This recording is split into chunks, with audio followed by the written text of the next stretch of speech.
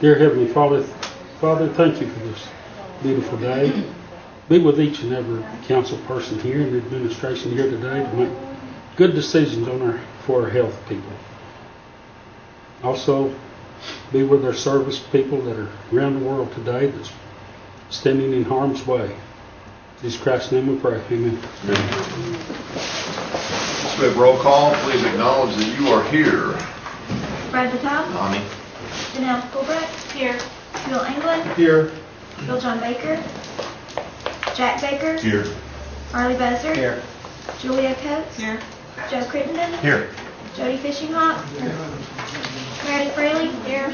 Don Garvin. Tina Gloria Jordan. Present. Curtis Snell. Chris Soap. Here. David Thornton. Great. Kara Kellen Watts. We do have a quorum. Next we have approval of the September 15th minutes. I would Second. moved and seconded. All those in favor? Aye. Any opposed? Motion carries. Next we're to reports. And first up is the Claremore Service Unit. How are you, sir? Fine. Everything okay in Claremore? Not bad. We're going to find out. We're going to find out. All right. No, things are going good.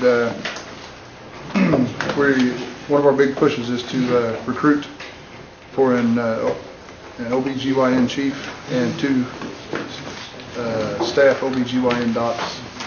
The advertisement for the chief is out on the street right now. It should close here in another week or 2. And hopefully we'll have a panel to pick from shortly thereafter. We are running mostly on the contract docs there. And the plan is once we get all our chief and our staff docs in, then we can terminate some contracts. Our visits are up. Actually, our revenues are up. We collected more this year than we've ever collected. We actually hit $12.5 million for the facility.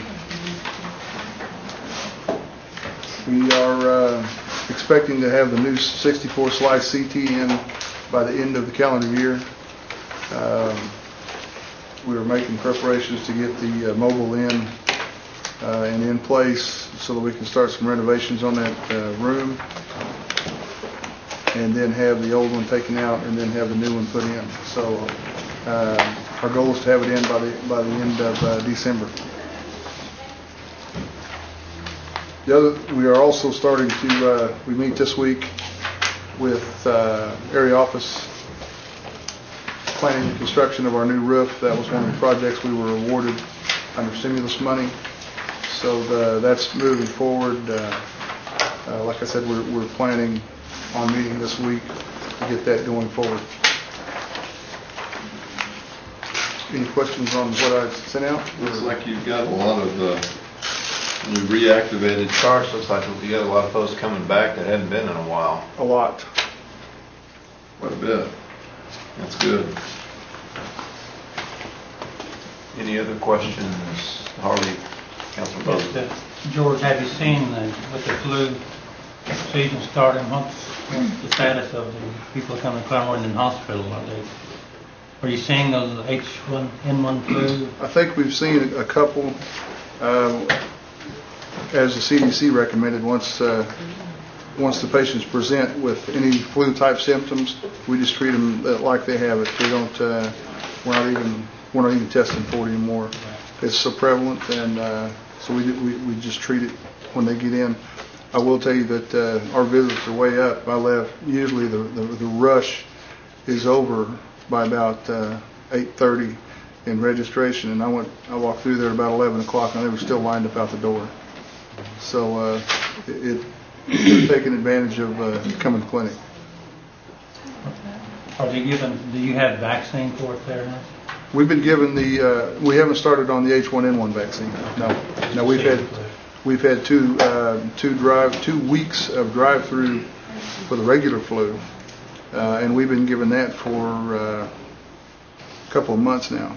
Let's see, this is September and October. We've been given it since the first part of September, the regular flu. Thank you, Dr. Any more questions regarding Claremore?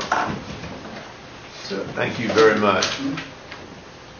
Next, Cherokee Nation Health Services. Melissa, you are up.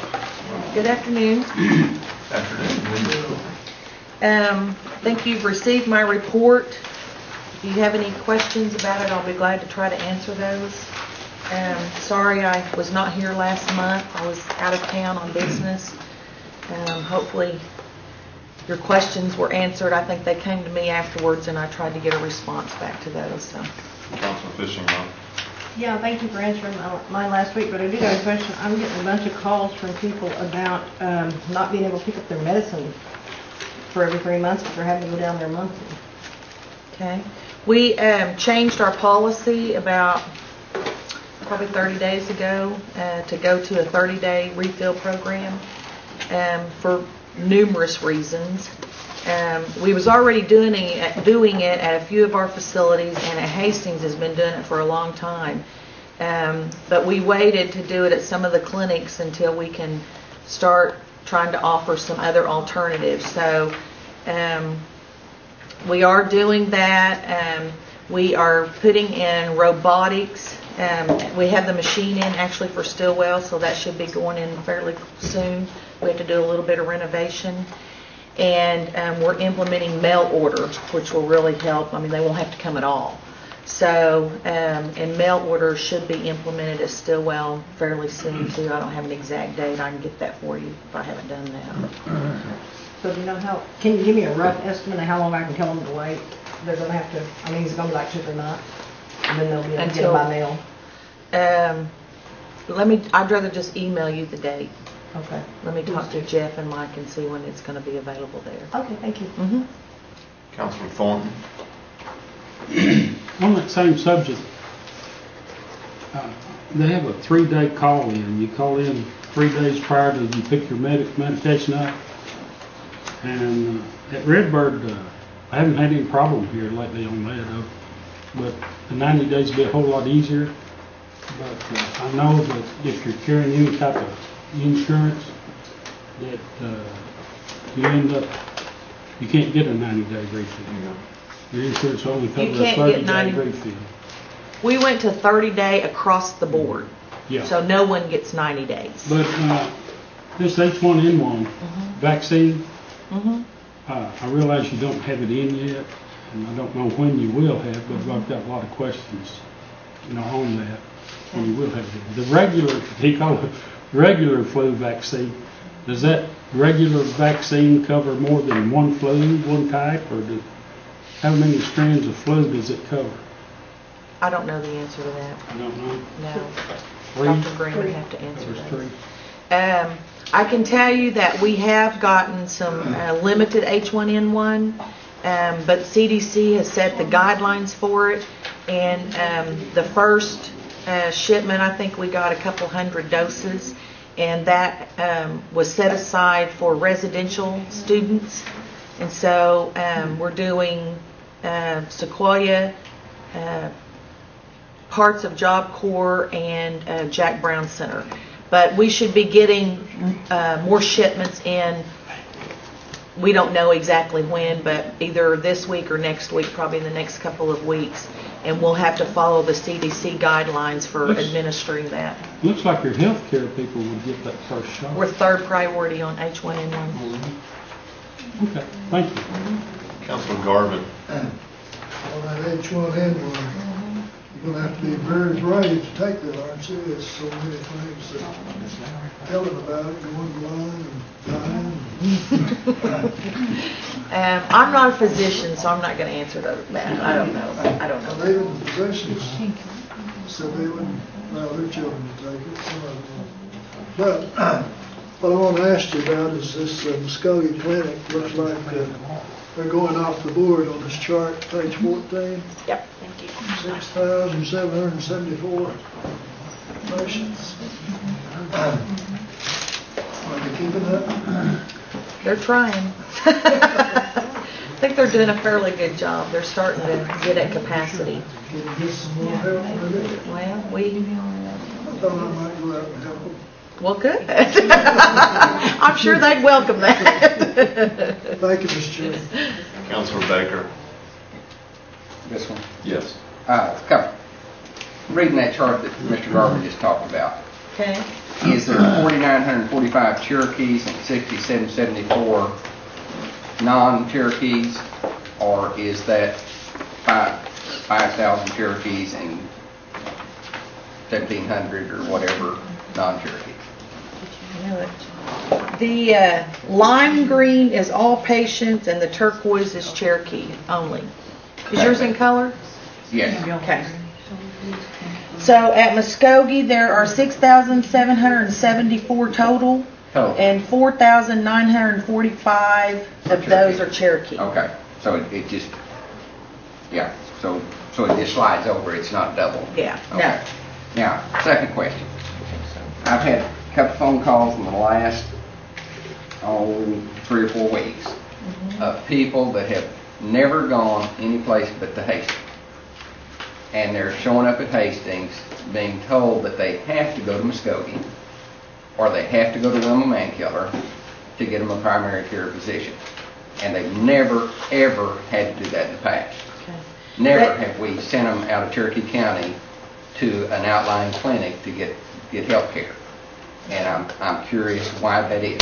Well, unless I had the patient's name and was able to go look, I may not be able to answer that specifically. But in generalities, there is a waiting list at Hastings for primary care provider assignment. We're trying to do things to work on that. It's gotten better.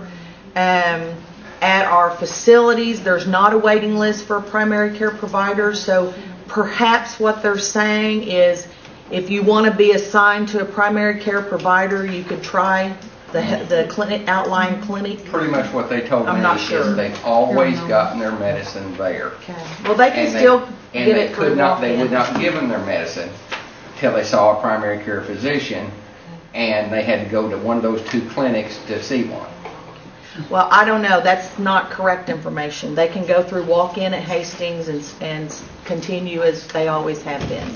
So if you'd give me the patient's name, I'd be glad to try to find out what the issue is. But if they don't have a primary care provider at Hastings, we still have the walk-in I think clinic. there's lead, is what the one was telling me. Their primary care physician left, and now they have to go to one of the outlying clinics, and they've never had to ever do that before. I don't know. I'll get her some names. I'll be glad to check into it, but I don't know the specifics. But nothing's changed. I'm finished. Counselor Soap. Melissa, what type of CPR are we endorse or are we teaching here at our facilities? I was just saying, I saw an interesting article where they were, I guess the state of Arizona had followed up or implemented this alternate type of CPR, and they saw dramatic increases in their the rates at which people survived. It was a specific type? Yeah, I think it's different than what the type that I recall learning. And I think it's probably just a modification, but I was just curious as to what type we're endorsing here, and if we've had anybody that might look into that and see. I can't answer that, but I'll check into it. If it's worth implementing. I'm not sure if it's up to the national level yet, but it was a pretty significant improvement on the number of lives that it saved in that particular region. I'll be glad to look into it. Thank you. Counselor Fulbright. I have a question. Maybe you know the answer to it. I don't. A person called me and said that they were involved in some kind of accident. I don't know if they fell off of a trailer or what. And went to Hastings over the weekend. This was about a month ago. And saw a physician. And she told them they had to wear a boot on their leg for 3 weeks. But he could still get around. But he went back to work on Monday morning. They sent him home and told him he needs to sign up for his short-term disability. So he had the papers. He came back up here to Hastings, saw the physician, and she said, we do not do anything but treat patients. We do not say that you're disabled for 3 weeks. So therefore, he had to be off work for 3 weeks, but he couldn't draw his short-term disability because they said that they don't fill out any type of forms or papers, and he didn't know if, in other words, he said he just didn't get his disability for short term because he would have gone out to some private physician somewhere else. Is that the policy? I mean, That's the policy for long-term disability, for well, saying this was how. short term. For short-term, was he a Cherokee Nation employee? No, he worked at a plant in Oh. Fort Smith, Okay. a box factory. I can assume that for short term, I think all you have to have is a statement from the doctor saying that you don't have a release to go to work, Right. which it sounds But like he said may he or made may 3 not have trips up had. here trying to get her to sign this, and she said, no, we just treat patients. We don't, Well, they do give statements saying you can't go to work for 5 days well, that's or what he wanted, whatever. for 3 weeks. And they had told I mean, him- they're not going to determine his percentage of disability, but Right, it was just like, he went back to work, and they said, no, you can't come to work with that boot, but you can draw your short-term disability for 3 weeks. So he said he made 3 trips in total up here, but he just called me and told me, and he said he just thought it was best to forget it and stay home in 3 weeks, but he would have liked to have his short-term disability, but he couldn't get it without going to an outlying doctor, and I said, well. I'm not sure if his work gave him some kind of form or something.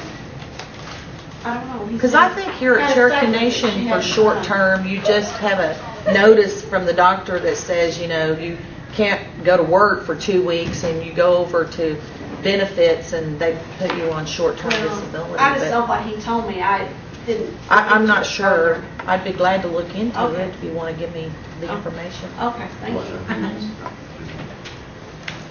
Council, is he finished? Is Yes, that thank you. Councilor Bill John Baker? Which comes the question of, if we have a Cherokee that can't work, disabled, why won't we fill out the papers for him? Well, because for long-term disability, to determine the percent that somebody is disabled, it's a specialty that you have to be trained in and continue to get CMEs in to be able to determine that. And we don't do that business. It takes a long time to do that. It's a specialty. There's all kinds of, physicians that do nothing but that. And we just don't do that. It's too time consuming. Our physicians aren't trained to do that. They need to, if it's for long-term disability, to draw disability from Social Security, Yeah. then they need to go to a doctor that specializes in disability. And we're talking about usually, not always, but usually extremely poor people that have manual labor type jobs and they get hurt and whether, it shouldn't be that way, but too many people believe that Indian Health Service is the only insurance that they have. So consequently, it's the only doctor that they have, the only doctor that they've ever seen. They've never been out in a public doctor or their own primary care physician or anything. And they are usually flat busted because they lost their last paycheck and now they're looking to get on disability and they're not going to have a paycheck until they get disability. And the only health care provider that they've ever used is saying, we don't do that. We're glad to provide all kinds of information, copies of their medical records, whatever they need the disability physician to be able to do that. We do cooperate and we provide all the information that they need.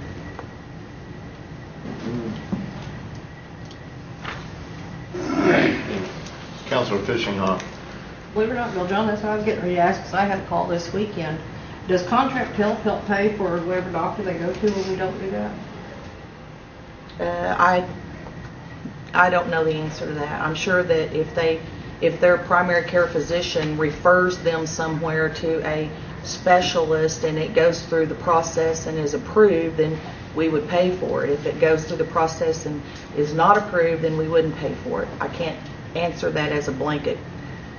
Just like I can't say that we pay for every such and such test. I can't answer that. Okay, so would it be okay to tell them when they call me and say, hey, my doctor's so-and-so down here, but they will not do this? Can I tell them, okay, ask him to give you a referral to a specialist and send it through contract health? They can try it ask that way them. for a while. Okay, thank you.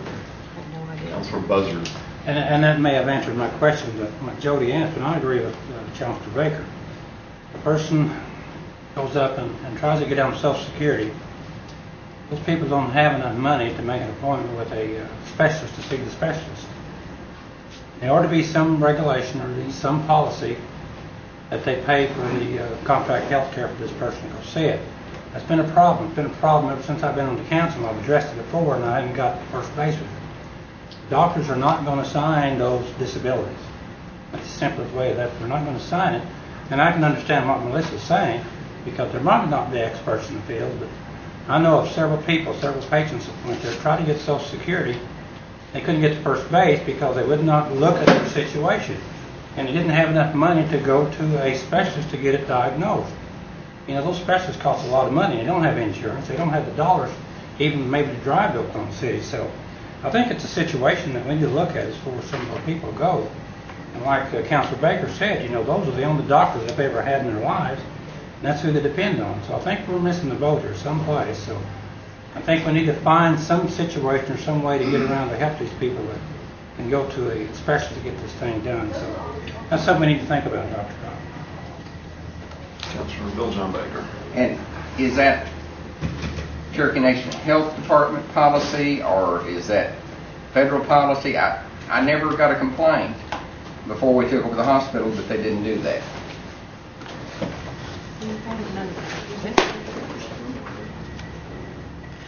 No, Indian Health Service doesn't do it.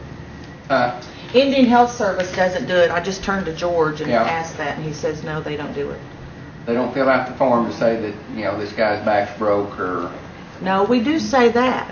We don't fill out the long-term disability form that says this person is 65% disabled forever. We don't do that. But we do 100%. No. You said we don't fill out a form says this guy's back is broke. And I said, yes, we would say that the guy's back is broke.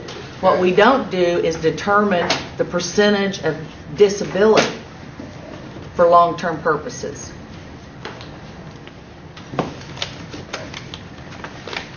You think maybe they used to fill out the forms and it just wasn't... They just No. did it and it wasn't prohibited or required? I can find out for sure, but I'm pretty sure. I mean, George is sitting here. He knows more about IHS policy than I do, and he says they don't fill out. Because it's just odd that it's only been the last few months that I've... Well, I've been in health for about 5 years, Yeah. and I've answered this question for a long Yeah. time. Or Dr. Graham, I usually refer to her, but I mean, we've never done it. Okay. Councilor Fishing-Hawk. Could you get back with us and tell us how much it costs to send somebody to classes, get certified in that? Because I'm kind of concerned about my constituents not having the money to go somewhere else. Let us know when you come back. Thank you. Oh, and I was going to tell you, Dr. Gray, he's a wonderful doctor at the salon. Thank you. He just now took care of some stuff for me from Minneapolis, no less. Councilor Jordan. Melissa, do we have, are we knowledgeable in what the emergency room at Hastings is doing when we have, say, a young person that's come in and possibly overdosed on some medication or is a self-inflicted injury to themselves? Are we working with those kids and getting them into a counseling program there at Hastings, or do you know what the protocol is for that when that happens?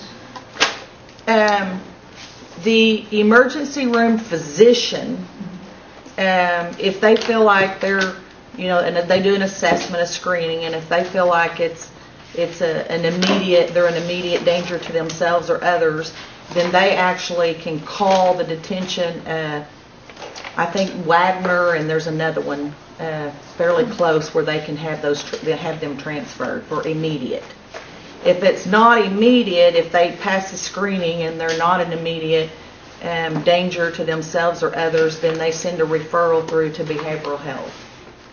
Do they actually hook you? Or they can actually call the psychologist on call. too. So there is a procedure then that we could get somebody there to talk to these young people immediately. If it's an immediate danger, yes. Is that something that our emergency room personnel are trained in Oh, yeah. to recognize that? They have a screening tool, yes. Okay. So they're not sending these kids home without some further notification to somebody else that we need to get this kid some help. If they take the they administer the screening test. If they screen for immediate threat to themselves or others, then the physician themselves can actually get them somewhere then. They can make the phone calls and do it themselves. If it's not an immediate, then they send a referral through to behavioral health. There is also a psychologist on call in the ER, and if they need to, they can call them and they can, tell them what they need to do. Is that how it's handled at Claremore too? Now, on that second step where they send the referral, would that then be a communication that would come back later out of the hospital to that young person or to their family? Okay. Okay, thank you. You're welcome. Are there any more questions? Thank you. Next, we're to old business. There's none pending. New business, we have a resolution from Councilor Garvin. Yes. This is concerning Marie Wadley, passed away on the 22nd of September. And I make a motion to take this to full council tonight. Second. We have a motion and a second regarding this resolution and that it be moved to full council tonight. All those in favor of passing this, say aye. Aye. Is there any opposed? Motion carries. Next is a resolution supporting solicitation. I do have one question, Yes, ma'am. and I certainly want to honor her because we need to do this. But is this the proper committee for these to come through, or do these need to come through rules? It was just convenient to go through the health this time. I mean, I certainly want to honor her, don't get me wrong, but I just didn't know what the procedure was on these. Normally it would go through the rules. Okay. An exception. Councilor Watts. I hadn't had an opportunity to consult with the speaker, who obviously has that of divvying up the deals, the resolutions and acts. So, I kind of felt the reason why I'm taking the George Ben 100th birthday resolution through education is education assumed the language, history, culture jurisdiction. But it really should go from education, the way I felt, and I'm sure Speaker Fraley would want to weigh in, or maybe want to weigh in, but should go from education to rules, then to full council if it was through proper procedure. But in order to get to his birthday in a couple of weeks before rules happens, I sent mine to education and would be skipping rules in our regular process that way at the with the approval of this body, of course. So. And that was how I felt about it. But I do agree that I kind of had problems with it being in health. I thought that was odd. So. Madam Speaker, she said you may want to weigh in. I wanted to give you the opportunity to weigh in if you so desired. They both talked to Shelley, and then Shelley talked to me, and I agreed because these do need to be honored. However, they should be coming through rules. Did that answer your question, Council? Any more questions on that? Next is a resolution supporting solicitation of healthcare facility loan proposals. I'm the sponsor of this. Essentially, this is a resolution. Cherokee Nation is designed to acquire financing for purposes of term not to exceed 15 years in the amount of $30 million. For the IHS joint venture, basically Bonita And this is a resolution that will allow the travel funds to be used as to get the loans, basically to back the loans up. And also I might mention, if you haven't read through all this, not only Benita, but the Salina Dental Clinic is in this resolution also. So I would entertain Did you list me as a sponsor? well, I knew you had other things on your plate. I would seek a motion for approval. Second. And we have a first and a second. We have any questions? So you did add her as a sponsor then, correct? If she would so desire, I will. Sure. Councilor That's Baker. mine on there. Yes, the resolution is for 30 million, and I see that the cost, the Bonita Clinic is 30,135,000. Correct. And the Salina Clinic is 2,836,000, for a total of 32,971,000. We had So a where's the discussion. other? We had a discussion about that, and you may want to. So where's the other 3 million? Well, coming from? those, it's not, we're gonna do it for 30 million. Those estimates are IHS estimates, and it's been our experience that they're always high, because we can do things much cheaper, so we're gonna have a budget of $30 million. I just wanted to be sure that we don't build a Bonita Clinic for 30 million and there's nothing left for the Salina Dental Clinic. Thank you, Chairman. And I'm to Councilor Hoskin, actually. Did you? Okay. Are there any more comments, discussion on that? We have a first and a second. I'm sorry. I would entertain the friendly to take the full council tonight. We have an amendment, which I guess amendment is the right word. I'm just losing my mind. To move this to full council, which I would accept, and whoever the second is, I hope they would accept. There you go. To move. So basically, this resolution is also not only to pass, but to move to full council tonight. I understand. I've got too many things on my mind here. But all those in favor of doing those two things, say aye. Aye. Any opposed? It passes and goes to full council. And I might add that Madam Speaker Fraley and Councilor Hoskin are also added as sponsors on that. Next, we're to announcements. Are there any announcements?